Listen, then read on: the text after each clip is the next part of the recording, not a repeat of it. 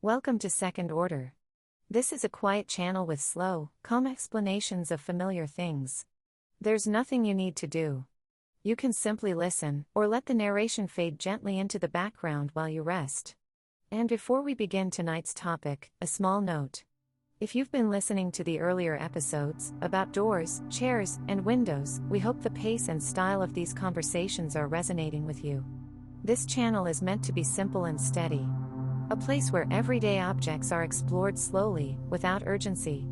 If there are ordinary things you've always been curious about, objects around homes, buildings, cities, or daily life, feel free to mention them in the comments. Sometimes the most ordinary things turn out to have the most interesting histories. Tonight, we're going to look at something that most people use every day, often without giving it any thought at all. Stairs. Almost every multi-level building contains them. Homes, offices, apartment blocks, libraries, train stations, schools, all depend on some form of staircase to connect one level to another. And yet, much like doors and windows, stairs are rarely noticed unless something about them feels unusual. If the steps are too steep, we notice. If they are uneven, we notice immediately. If the staircase is unusually wide, or narrow, or curved, we pause and become aware of it. But most of the time, stairs are designed so well that they disappear into the background of daily movement. We simply walk up. We walk down. And continue with whatever we were doing. But behind this quiet simplicity lies a surprisingly careful process of design. Stairs must balance several things at once. They must allow people to move comfortably between different heights. They must be safe.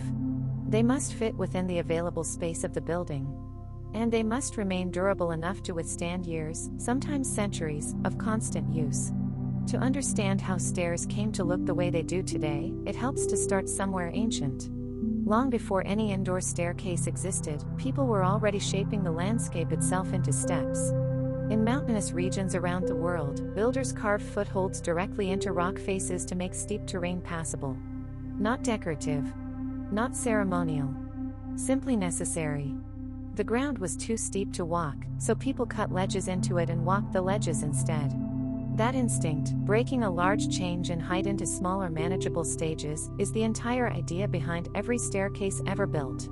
It sounds obvious now. But it was a genuine insight. A slope demands continuous effort. Steps allow the body to pause, even briefly, between each lift. That pause is what makes a tall climb feel possible. Some of the most striking early examples of this thinking were built not for ordinary use, but for ceremony. The great stepped pyramids of Egypt and the temple platforms of Central America were built as enormous staircases ascending toward the sky. At Chichen Itza in Mexico, the Pyramid of El Castillo has 4 staircases, each with 91 steps. Together with the single top platform, they total 365, one for each day of the year. The building itself was a calendar you could climb. In ancient Mesopotamia, temple towers called ziggurats were built on step platforms that rose in receding tiers. Priests climbed them to be closer, in both a symbolic and physical sense, to the heavens. The staircase was a spiritual technology as much as an architectural one. In ancient Greece, the steps of the Parthenon were deliberately made slightly too tall for comfortable walking. Visitors were meant to climb slowly, with effort, approaching the temple with the kind of measured reverence that a long climb produces. The steps were designed to slow people down. To make arrival feel earned. These early examples established a connection between stairs and meaning that would persist for thousands of years. The staircase wasn't just a path. It was a signal. It told you something about what you were approaching and how you were expected to feel about it. A staircase is essentially a series of small platforms arranged one above another. Each platform raises the foot slightly higher than the previous one.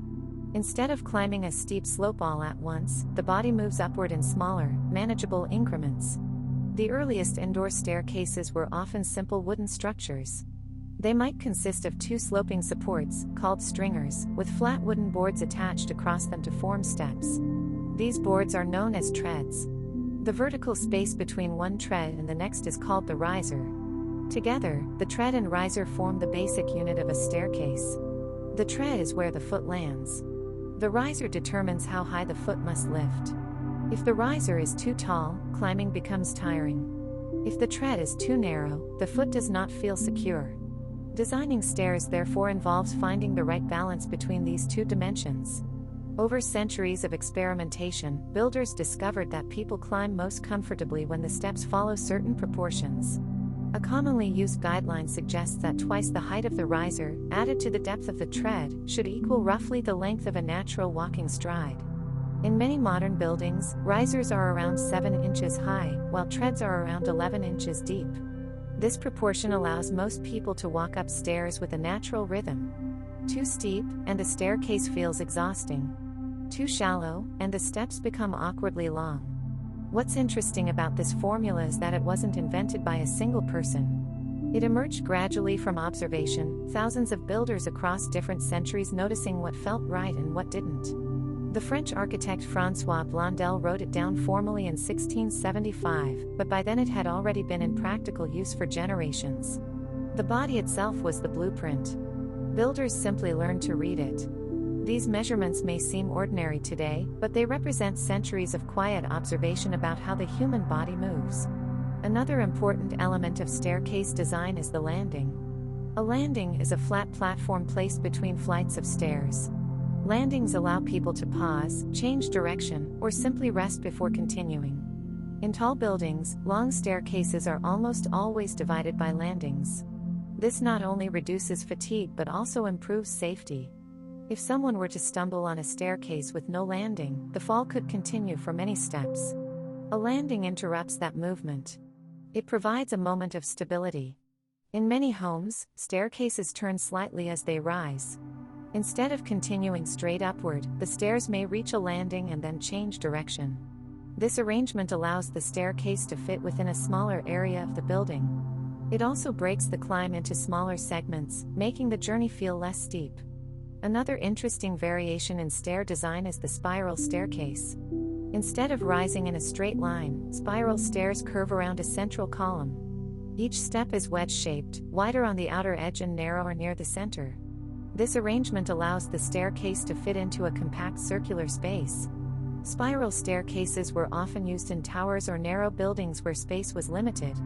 Medieval castle towers used them almost universally, and with an additional advantage that isn't always obvious. In a tower staircase that winds clockwise as you climb, a right-handed defender retreating upward has the wall to their back and room to swing a sword. An attacker climbing upward is cramped against the central column on their right side, limiting their weapon arm. The architectural design of the staircase was also a military calculation. Although spiral stairs are visually striking, they require careful attention while climbing because the inner part of each step is smaller. People naturally walk closer to the outer edge where the tread is wider. Despite these differences, spiral staircases still follow the same basic logic as any other staircase. A gradual series of steps. A steady rhythm of upward movement. A structure that helps the body climb safely and comfortably. In some older houses, the staircase becomes a central architectural feature. The steps may curve gently. The handrail may follow a graceful arc. Decorative wooden spindles, known as balusters, may run along the side of the stairs to support the railing. These elements serve both practical and aesthetic purposes. The railing provides support for people as they climb. The balusters prevent someone from falling off the side of the staircase. At the same time, these components often become part of the visual character of the home. In many traditional houses, wooden balusters were carefully shaped using carving tools or lathes. Each one might contain repeating curves or small ornamental details. Although these decorations had no structural purpose, they contributed to the visual character of the staircase. A staircase with finely crafted balusters often becomes one of the most recognizable features inside a home. Materials also play a significant role in how stairs are designed and how they feel underfoot. In residential houses, staircases are often constructed from wood. Wood is relatively lightweight, easy to shape, and comfortable underfoot. It also produces a softer sound when people walk on it compared to stone or metal. In older houses, wooden staircases sometimes develop a slight creaking sound over time. This happens as the wood shifts subtly with changes in humidity and temperature. Although the sound is harmless, it often becomes part of the familiar character of the house. In larger public buildings, stairs are frequently built from more durable materials. Stone, concrete, or steel can withstand heavy daily use by large numbers of people. In train stations, government buildings, or university campuses, thousands of people may walk on the same staircase each day. These materials provide the strength needed to support that constant traffic. Stone staircases, in particular, can last for centuries if properly maintained. Over long periods of use, the center of each step may become slightly worn and polished by countless footsteps. These subtle changes become a visible record of how people have moved through the building over time. The worn center of an old stone step is one of the quiet ways a building keeps its history. Nobody decided to record the movements of all those people. The stone simply absorbed them, one footfall at a time, across decades and centuries. As buildings continued growing taller throughout history, staircases remained the primary means of vertical movement for many centuries. But alongside their practical purpose, staircases also became one of the most powerful social symbols in architecture. A staircase communicates status in a way that almost no other element of a building does. This is because ascending, moving upward, has carried symbolic weight in almost every culture that has ever built anything. The powerful sit at high tables. Kings occupy elevated thrones. Sacred spaces are placed on higher ground. The movement upward, in both physical and social life, has always signaled importance. Grand staircases in public buildings were designed to make this visible and felt. The staircase at the Paris Opera, completed in 1875, was not primarily a means of getting from the entrance to the auditorium. It was a stage. Arriving guests were meant to be seen climbing it. The staircase was designed to be watched as much as used.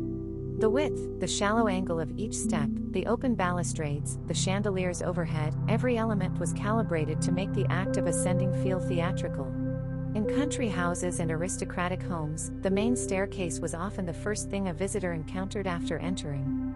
Its quality, the materials, the craftsmanship, the elaborateness of the carving, announced exactly what kind of household you had entered. A plain staircase in a service corridor told a different story.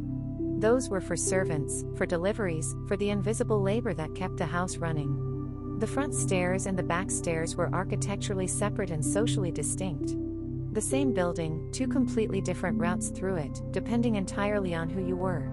In public buildings, staircases were also used to manage the experience of arrival. Large museums, theaters, and government buildings sometimes feature wide staircases designed to accommodate many people at once. These staircases may be made from stone or marble rather than wood. Their steps are often broader and shallower, encouraging a slower, more ceremonial pace of movement.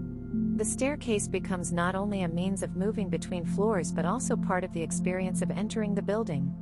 In contrast, staircases in industrial buildings or service areas are usually much simpler. They are built primarily for function. Metal steps may be used because they are durable and resistant to wear. The railings may be straightforward and utilitarian. The goal is not visual elegance but reliability. Yet even these simple staircases must still follow the same basic principles. The rise must be comfortable. The tread must be secure. And the structure must support the weight of many people using it repeatedly. When people move through a building that contains stairs, the movement often feels automatic. One step follows another. The body adjusts its balance almost without conscious thought. Yet the ease of that movement depends on very careful planning. A staircase that feels comfortable to climb is rarely accidental. A staircase is not just a connection between two floors. It is also a transition. When someone climbs a staircase, they move gradually from one environment to another. From the entrance level to the quieter upper rooms of a house. From the busy ground floor of a library to the silent reading rooms above. From the public areas of a building to the more private spaces beyond. Because of this, the staircase often acts as a subtle psychological boundary. It slows movement. It introduces a small pause in the rhythm of walking. And in that short climb, the character of the space often begins to change. You can see this clearly in older houses. The ground floor might contain the most active rooms, kitchens, dining areas, living spaces where people gather during the day. But the upper floors, reached by the staircase, often contain bedrooms or quieter private rooms. The climb up the stairs becomes a natural shift from activity to rest. Even though the staircase may only contain a dozen steps, the act of climbing it creates a moment of separation. This isn't accidental. Before the staircase, you were in one kind of space. After it, you are in another. The climb is the signal. It takes a few seconds of effort and a change in physical direction, and those few seconds create a psychological gap between what you left and what you've arrived at. This is why many architects treat staircases as important design opportunities. The placement of a staircase can influence how people experience a building. In some buildings, the staircase is tucked quietly into a corner. It performs its job without drawing attention. In others, the staircase becomes a central feature. It may rise in a sweeping curve through an open atrium, or divide into two symmetrical flights that meet at a landing. These grand staircases often appear in theaters, museums, and government buildings. Their purpose is partly practical, but also symbolic. They create a sense of arrival. Climbing them becomes part of entering the space. Another factor that influences the comfort of a staircase is its width. A very narrow staircase may function perfectly well for one person at a time. Many older homes contain staircases that are only wide enough for a single person to pass through. But as buildings grew larger and more people began sharing the same spaces, wider staircases became necessary. In apartment buildings, schools, and offices, stairs must allow people to move in both directions. Someone may be walking upward while another person walks downward. If the staircase is too narrow, this movement becomes awkward. People must pause or step aside to let others pass. A wider staircase allows this exchange to happen naturally. Two people can pass each other without slowing down. In very large buildings, staircases may become quite broad. Grand staircases in museums or civic buildings often stretch across the width of an entrance hall. These stairs are not only practical, they also create a sense of ceremony. Climbing them becomes part of the experience of entering the building. In busy buildings such as train stations, airports, and large universities, staircases must handle large numbers of people moving at once. This requires careful planning. If a staircase is too narrow, crowds can slow down or form bottlenecks. If the steps are too steep, people may hesitate or move more cautiously. Designers therefore pay close attention to how people naturally move when climbing stairs. They study walking patterns, step lengths, and the way people space themselves while moving upward or downward. From these observations, they determine how wide a staircase should be, how many people should be able to walk side by side, and where landings should be placed to prevent congestion. In many large buildings, staircases are positioned so that they are visible and easy to find. If people cannot locate the stairs quickly, they may rely entirely on elevators. But when stairs are placed in open, visible areas, many people choose them naturally. The staircase becomes part of the everyday circulation of the building. As buildings continued growing taller throughout history, staircases remained the primary means of vertical movement for many centuries. Only much later would elevators become common. Before that, every person entering an upper floor relied entirely on stairs. The elevator changed that relationship in ways that were profound and not always noticed at the time. Before the elevator, buildings were generally not much taller than people could reasonably climb. 5 floors. 6 at most. The staircase set the practical ceiling on how tall a building could be and still remain usable. The person on the top floor was simply expected to climb every day. When Elisha Otis demonstrated his safety elevator in New York in 1854, famously cutting the supporting cable himself while standing on the platform to prove the safety brake would hold, it was a turning point in how cities could be built. Within a few decades, buildings began rising 10, 20, 30 floors. The staircase was no longer the limiting factor. But the elevator didn't eliminate stairs. It changed their role. Stairs became the emergency route. The backup. The path you used when the elevator was busy or broken, or when you only needed to go up one floor and it felt wasteful to wait. Even in modern high-rise buildings, staircases remain essential. They provide an alternative route when elevators are unavailable. More importantly, they serve as emergency exits during situations such as fires. For this reason, staircases in large buildings are often enclosed within fire-resistant walls and designed to remain accessible at all times. These emergency stairwells may appear simple and undecorated compared to other parts of the building. But their reliability is critical. They must remain clear, well-lit, and easy to navigate even under stressful conditions. The steps must be uniform. The railings must be secure. The landings must allow people to pause briefly if needed. In this way, staircases continue playing an essential role in building safety as well as everyday movement. Despite the introduction of escalators and elevators in many modern spaces, stairs remain one of the most dependable ways to move between levels. They require no electricity.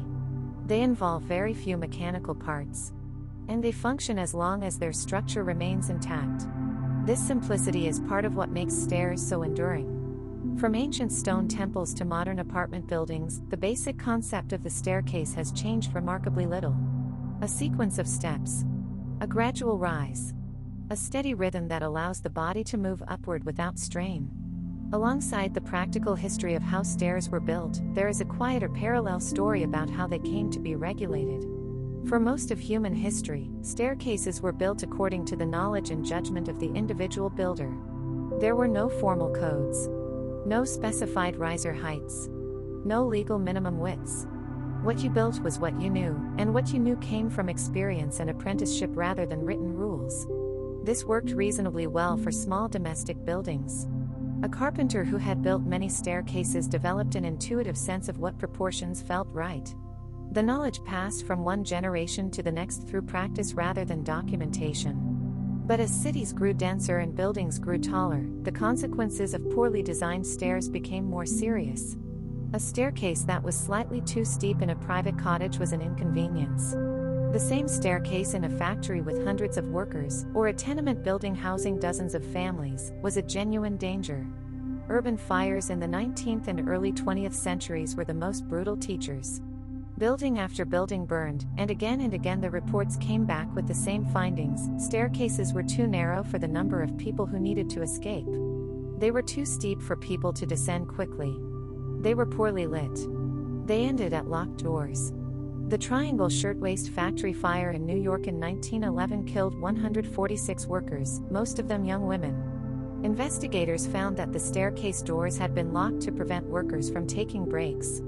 The building had a fire escape, but it was attached to the outside of the building by bolts that had corroded, and it collapsed under the weight of the people trying to use it. The tragedy changed building codes in New York within months. It eventually changed them across the country. The disaster made visible what had been invisible, that the design of a staircase was not a private matter between a builder and a client. It was a public safety question with life or death consequences. Modern building codes now specify exactly how stairs in public buildings must be constructed. The maximum riser height. The minimum tread depth. The required width based on the number of occupants the building is designed to hold. The height of handrails. The maximum number of steps before a landing is required. The fire resistance of the enclosing walls. The minimum level of emergency lighting. None of these specifications are arbitrary. Each one traces back to a specific kind of accident or failure that someone studied carefully and decided to prevent. A staircase that feels unremarkable and completely safe is, in a very direct sense, the accumulated result of every staircase that wasn't.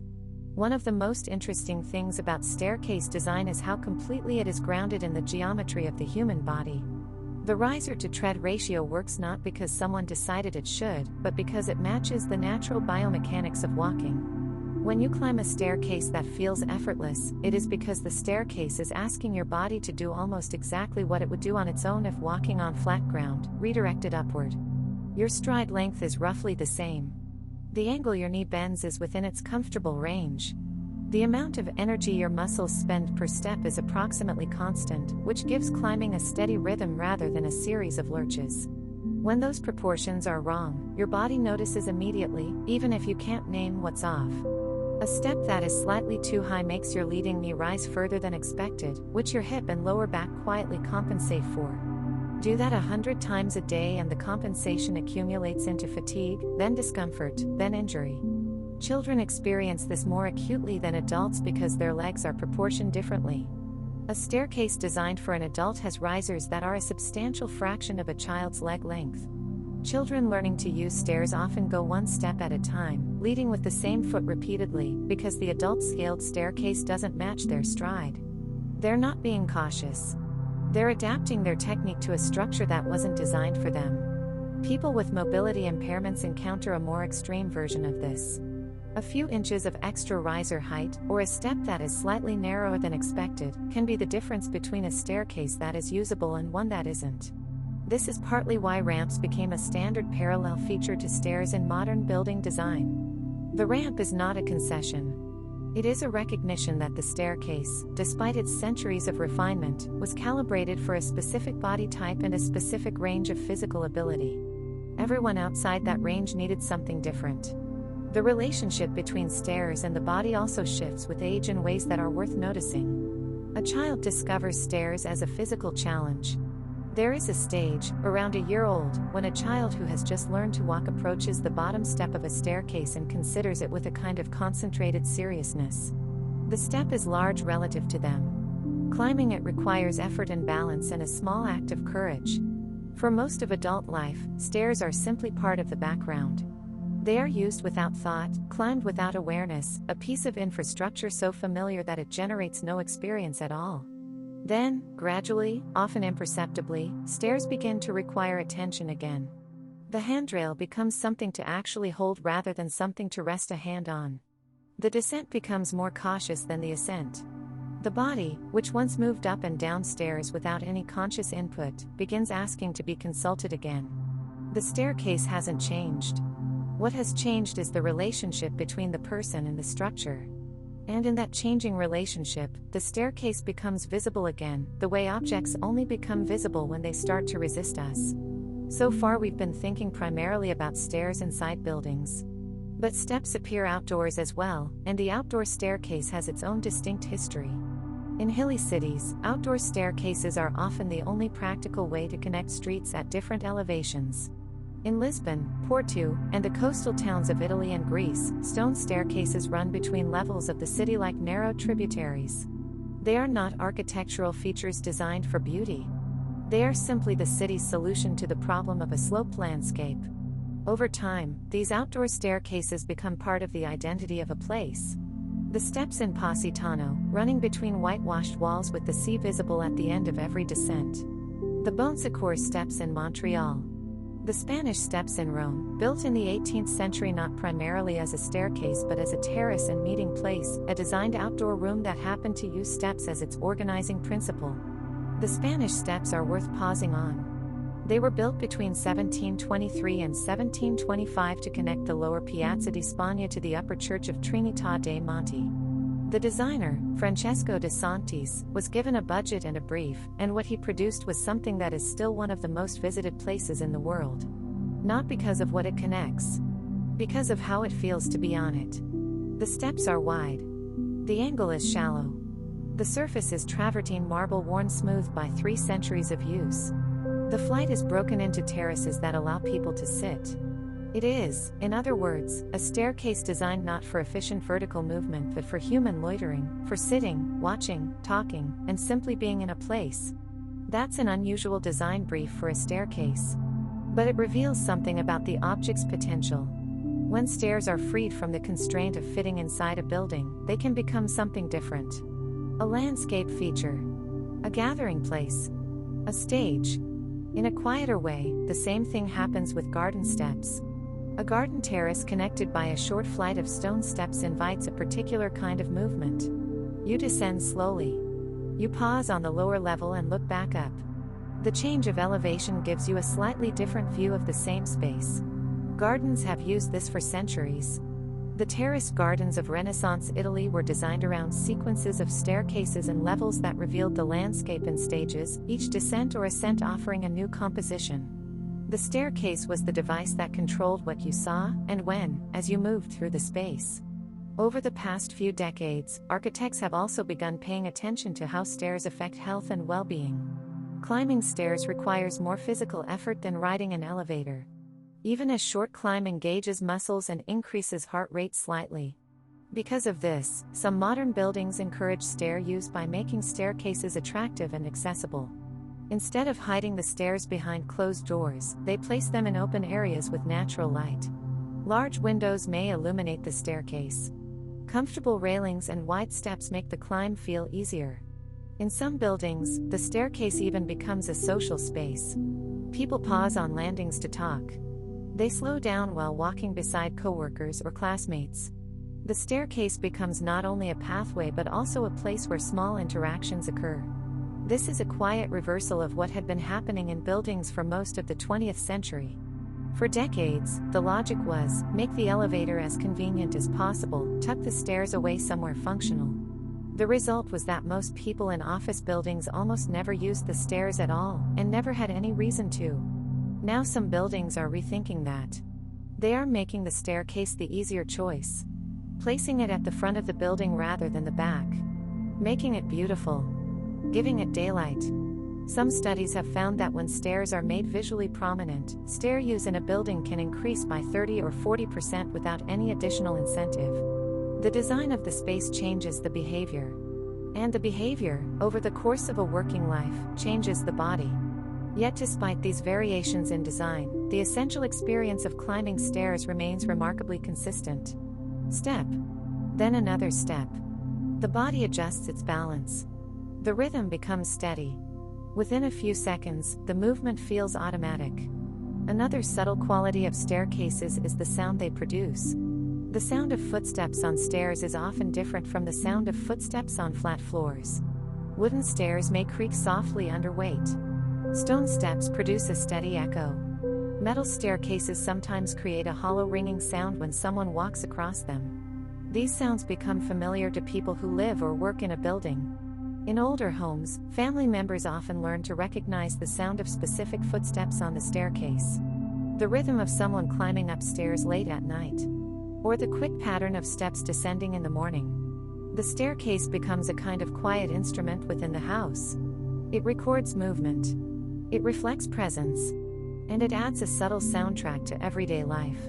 There is a particular intimacy to this that is hard to explain. You don't see the person. You just hear the stairs. And from the sound, the pace, the weight, the particular creak of one step that always does it, you know exactly who is moving through the house and roughly what they're doing. The staircase is the house's way of announcing its inhabitants to one another. Light also plays an important role in how staircases feel. A staircase in a dark corner can feel narrow and enclosed. The same staircase, illuminated by natural daylight from a nearby window, can feel open and welcoming. This is why stairwells are often positioned near windows whenever possible. The light helps people see the steps clearly. It also creates a more pleasant experience while climbing. Sunlight moving across a staircase during the day can create changing patterns of shadow and brightness. These patterns shift slowly as the sun moves across the sky. People walking the stairs may not consciously notice these changes, but they contribute quietly to the atmosphere of the space. Over long periods of time, staircases also become markers of memory. In houses where people grow up, the staircase often becomes one of the most familiar parts of the home. Children learn to climb those steps when they are very young. They run up them quickly when excited. They walk down slowly late at night when the house is quiet. Years later, the same staircase may remain almost unchanged. The steps may show small signs of wear. The handrail may feel smoother from years of use. But the structure itself continues performing the same simple task it always has, connecting one level of life to another. Ask someone to describe the house they grew up in and they will often describe the staircase, not as an architectural feature, as a place. The step that always creaked. The way the light fell on the landing in the afternoon. The particular feeling of the handrail under a child's hand. These impressions accumulate over years, and they stay. The staircase is one of those objects that quietly accumulates the life lived around it. It doesn't change much. It doesn't ask for attention. But it is there at the beginning and end of so many ordinary days that it becomes inseparable from the experience of a particular place. And perhaps that is the most interesting thing about stairs. They are incredibly ordinary. Most people use them every day. Yet their design reflects centuries of careful thought about comfort, safety, movement, and space. Builders learned through observation how high a step should be, how wide a staircase should feel, where a railing should be placed. These decisions were refined slowly over generations, not through dramatic inventions, but through quiet improvements. The result is something that works so well we rarely stop to think about it. We simply climb. One step. then another, until we reach the next floor. And the staircase returns to silence, waiting for the next person to pass. There is one more thing about stairs that is worth sitting with before we finish. A staircase can tell you a great deal about a building before you've seen anything else. Walk into an older house and find the staircase tucked behind a door, narrow and steep, rising almost directly upward from the hallway. The house is telling you that the builders thought about the floors separately. The ground floor was one life. The upper floor was another. The staircase was a necessary connection, but not a celebrated one.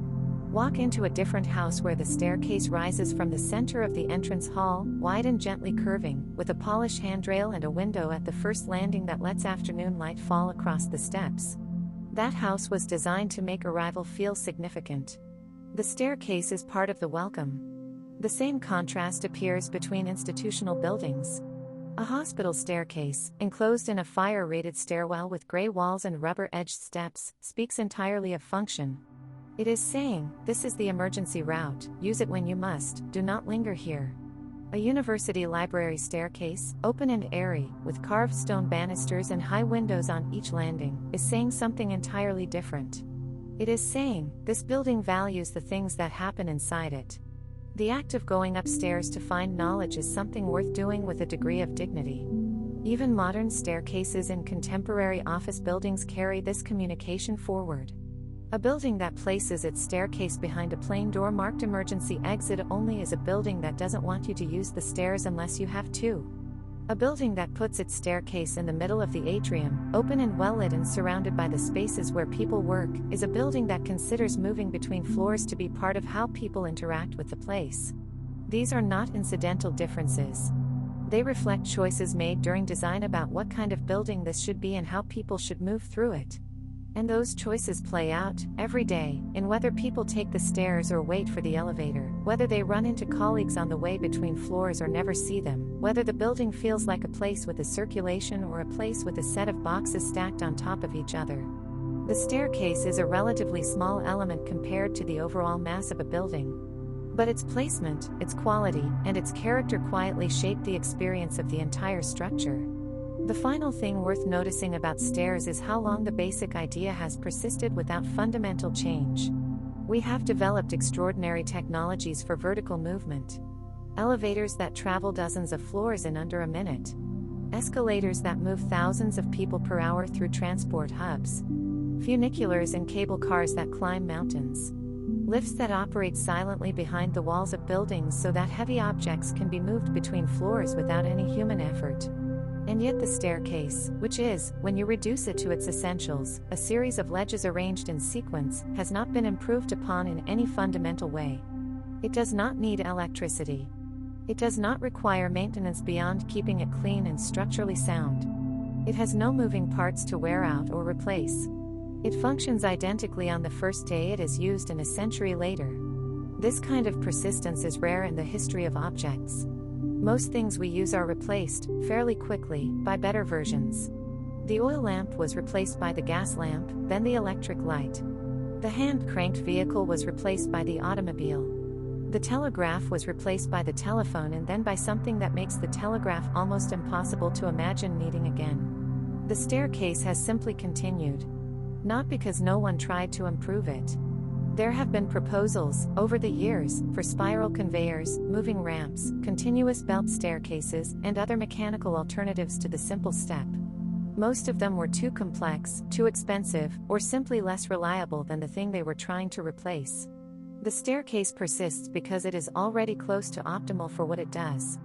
Breaking a large change in height into smaller manageable stages, matched to the natural stride of a human body, built from durable materials, requiring no external energy source. There is not much to improve on. That kind of quiet perfection is one of the rare achievements in the history of design.